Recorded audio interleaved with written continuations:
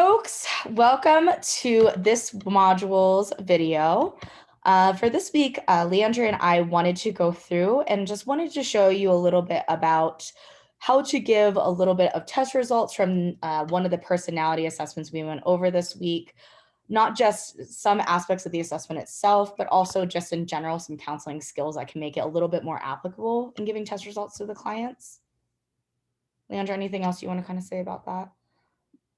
Yeah, we just want to kind of give an example of how to deliver test results, even results that might be hard to give in a way that the client can receive them and in a way that is collaborative so that the client can also, you can work with the client to develop how you want to use those results in the future. Wonderful. So really in this video, Leandra and I are going to walk through, I'm going to be Leandra's client. I'm going to be a college student that was self-referred to college counseling, and Leandra will play the part of a counselor, and she is a counselor. After that, we will just stop and we'll describe to you a little bit about what we went through and just some tips and tricks that you can utilize as you move forward as well. Okay, let's jump into this. All right. So hi, Abby. I appreciate you for joining me today. I thought we could talk a little bit about the results of the MMPI-2 that you took last week. Yeah.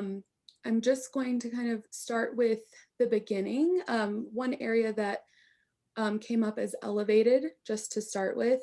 And so what I saw in your assessment was that there was on scale 7, which is called psychasthenia, but that name is really not important. That you were a little bit elevated there, and that typically indicates perhaps some worrying or anxiety that you might be experiencing. So I'm wondering if that resonates with you, or does that feel true for what you are experiencing in your day-to-day life? I mean, I don't know. I guess now that you bring it up, yeah, I mean, I've been having a lot more anxiety, and it's been really since I started college. Yeah, I guess I'm not feeling like I'm fitting in. And I'm feeling like I have a lot of work and I don't know if I can handle it. So that makes sense. I Mhm. guess I didn't really think of it that way, but yeah, I think that's what's going on. Yeah. So there's some worry with your schoolwork and also and maybe in your social life as well. Yeah. But I mean, I don't know, what does that mean about me? Like what is that even saying? Like, is that just who I am? I'm just anxious. I'm just gonna be anxious in college. Like, is that what it's saying? That I'm just an anxious person? And No, not at all. This is just one piece of the puzzle.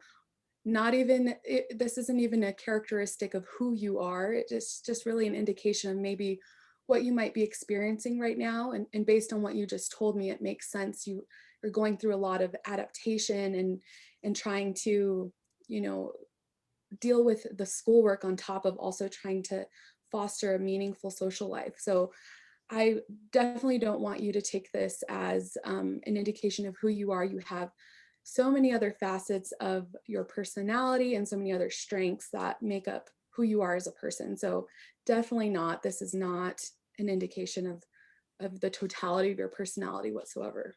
okay. Yeah, thanks. I guess like you said, it's just a piece. It's just something I'm dealing with. So, I mean, I don't know what does this mean? I guess what does the test result do for me? And like what do we do with that I'm anxious?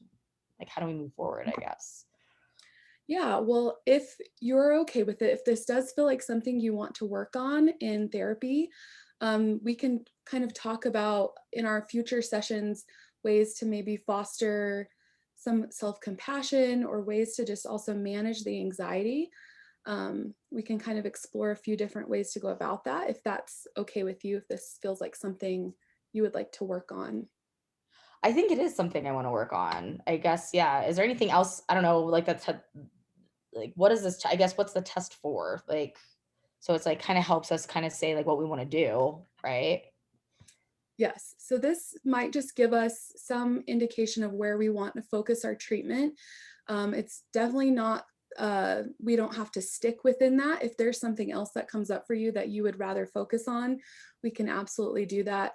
This just kind of gives us some direction of a place to start. Okay. All right. Well, maybe let's talk about then treatment goals. Yeah, let's go. One scene. So So Leanne, yeah, do you want to kind of talk about what you went through and some things that you would hope for our students to take away from this? yeah, so what I just discussed with Abby in the MMPI, there's a variety, there's 10 different scales that could come up, and a score of 65 and above indicates an elevated score in the 92nd percentile of the normative sample, which just means that this might be a problem area for the person.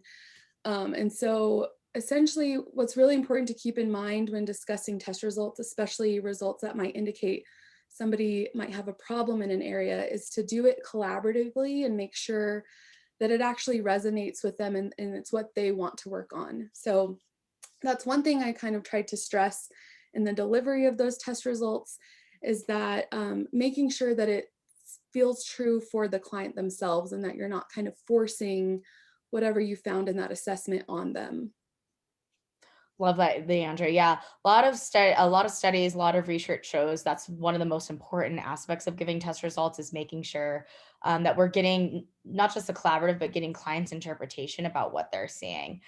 We have the actual information based on the test results, but we don't have the full picture. We don't have what that means to them. We don't have kind of how that is viewed in their life. And so, as you see, Leandra really opened that up. That I was able to summarize what those results meant to me and how that was showing up in my life. Yeah. And as Abby mentioned, it's one piece of the picture. And sometimes, you know, what might be indicated in at the time that they took one assessment might not be, you know, something you'll continually want to work on, or that they even want to work on at the beginning of treatment. So just being really flexible and willing to work with the client in that regard is important. Mhm. Something else that Leandra really highlighted was letting me know, yeah, what the scales were, letting me know what it measured. I think the big thing in this is too is using our language very carefully. We absolutely know what all those terms mean. You know, we know what that can indicate. However, those are counseling or psychology terms, and so just like Leandra did, is we want to kind of take that a step away and explain what that means to the client and to their counseling process versus using kind of, I think, these big words that don't make sense to clients, right? I think similarly, as you saw, we're utilizing a lot of counseling skills, and this is not just for personality assessments. This is going to be for all assessments. We're utilizing our one is making sure we have a safe, trusting environment. We're trying to clarify, and we're trying to use our active listening, focusing on our feelings.